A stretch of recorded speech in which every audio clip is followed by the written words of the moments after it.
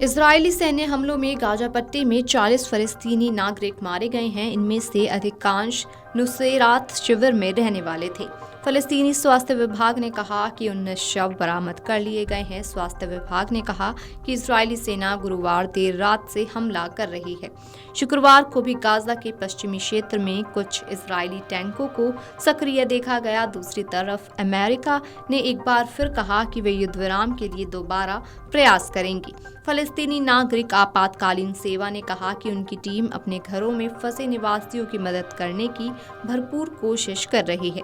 सड़क पर पड़े शवों को कंबल या सफेद कफन से ढककर स्ट्रेचर से लाया जा रहा है। इसके साथ ही कमल अदवान अस्पताल के स्वास्थ्य कर्मियों ने कहा कि इजरायली हमले में कमल अदवान अस्पताल में गहन चिकित्सा इकाई के प्रमुख अहमद अल कहलोत की मौत हो गई। चिकित्सा अधिकारियों ने कहा कि अल कहलोत की मौत अस्पताल के गेट से गुजरते समय ड्रोन से दागी गई मिसाइल से हुई। गाजा स्वास्थ्य मंत्रालय ने कहा कि सप्ताह की शुरुआत में अस्पताल के निदेशक और 12 अन्य चिकित्सक कर्मियों की मौत हो चुकी है। फिलहाल इजरायली सेना की ओर से तत्काल कोई टिप्पणी नहीं की गई है।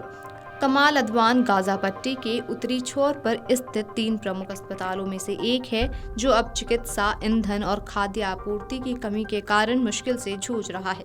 स्वास्थ्य अधिकारियों ने कहा कि इसके अधिकांश चिकित्सा कर्मियों को या तो हिरासत में लिया गया है या इजरायली सेना ने उन्हें निकाल दिया है।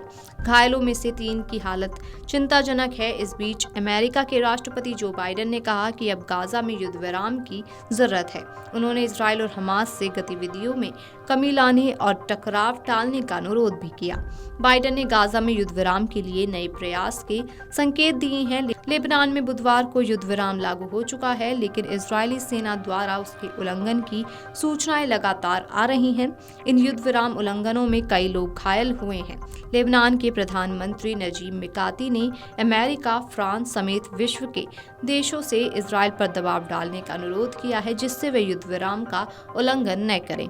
लेबनान में बुधवार को युद्ध विराम लागू हो चुका है, लेकिन इजरायली सेना द्वारा उसके उल्लंघन की सूचना है। सीरिया के दूसरे बड़े शहर अलेप्पो में विद्रोहियों और सरकारी सेना में लड़ाई छिड़ गई है। ये लड़ाई शहर में 2 कार बम विस्फोटों के बाद शुरू हुई।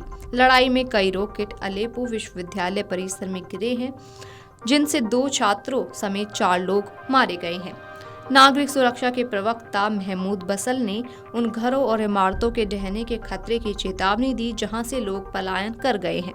इन इमारतों में दरारें आ गई हैं। महमूद बसल ने अंतर्राष्ट्रीय समुदाय से अपील की कि वे गाजा पट्टी में विस्थापित फलस्तीनियों की जान बचाएं, इससे पहले कि बहुत देर हो जाए।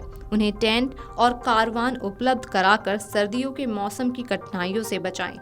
गाजा शहर के मध्य में अपने परिवार के साथ अस्थायी तंबू में रहने वाले रजब अबू वर्दा ने कहा कि बारिश ने हमारी परेशानी बढ़ा दी है और भयावह स्थिति में हमारे लिए स्थिति और भी खराब कर दी है।